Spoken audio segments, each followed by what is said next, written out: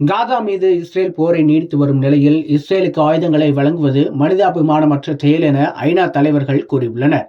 கடந்த ஆண்டு அக்டோபர் மாதம் 7ஆம் தேதியன்று தொடங்கிய இஸ்ரேல் காசா போர் தற்போது வரை சுமார் 30,000 பேரின் உயிரை எடுத்துள்ளது. போரை தடுக்க ஐநா பொதுச்சபையில் தீர்மானம் நிறைவேற்றப்பட்ட போதும் இஸ்ரேல் அதை மதிக்கவில்லை. ஐநா பாதுகாப்பு கவுன்சிலில் போர் நிறுத்த தீர்மானம் முன்மொழியப்படும் போது அமெரிக்கா தனது வீட்டு அதிகாரத்தை பயன்படுத்தி தீர்மானத்தை ஒன்றுமில்லாமலாக்கிவிடும்.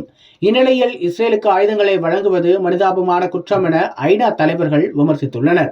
பிரிட்டனைச் சேர்ந்த ராணுவ ஆய்வாளரான சீன்பல் சமீபத்தில் வெளியிட்டிருந்த சில தகவல்கள் தான் ஐநா தலைவர்களின் விமர்சனத்திற்கு முக்கிய காரணம். அதாவது, கடந்த ஆண்டு மற்றும் இஸ்ரேலுக்கு அமெரிக்கா சுமார் ரூபாய் 7,500 கோடி மதிப்பிலான ஆயுதங்களை வழங்கியுள்ளதாக சீன்பல் கூறியுள்ளார். இஸ்ரேல் பிரதமர் நேத்தன்யாகு ஹமாஸை அளிக்கும் வரை போர் ஓயாது என்று கூறியிருந்தார்.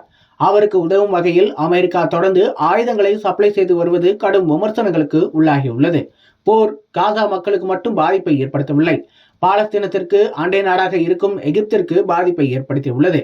எகிப்து நாட்டின் முக்கிய வருவாய் கடல்வழி வாணிபம்தான்.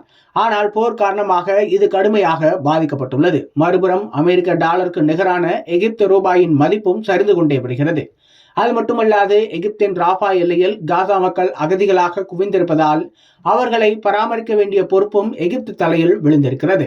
அதேபோல இந்த போரில் ஈரானும் நுழைந்திருப்பதால் மத்திய தரைக்கடல் நாடுகள் முழுவதும் போரில் மறைமுகமாக பங்கெடுத்துள்ளன.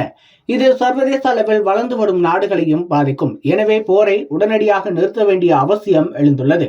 இதற்கு அமெரிக்கா ஒத்துழைக்க வேண்டும் என்ற கோரிக்கையும் எழுந்துள்ளது. பாலஸ்தீனத்திற்காக இஸ்ரேல் ஆக்கிரமிப்பு முயற்சிகளை மேற்கொள்வதும் அதற்கு எதிராக ஹமாஸ் பயங்கரவாத தாக்குதலை தொடுப்பதும் அடிக்கடி நடந்து வரும் சம்பவங்கள் தான். இந்த மோதல் கடந்த ஆண்டு அக்டோபர் மாதம் 7ஆம் தேதி யாரும் எதிர்பார்க்காத வகையில் சீரியஸ் ஆனது.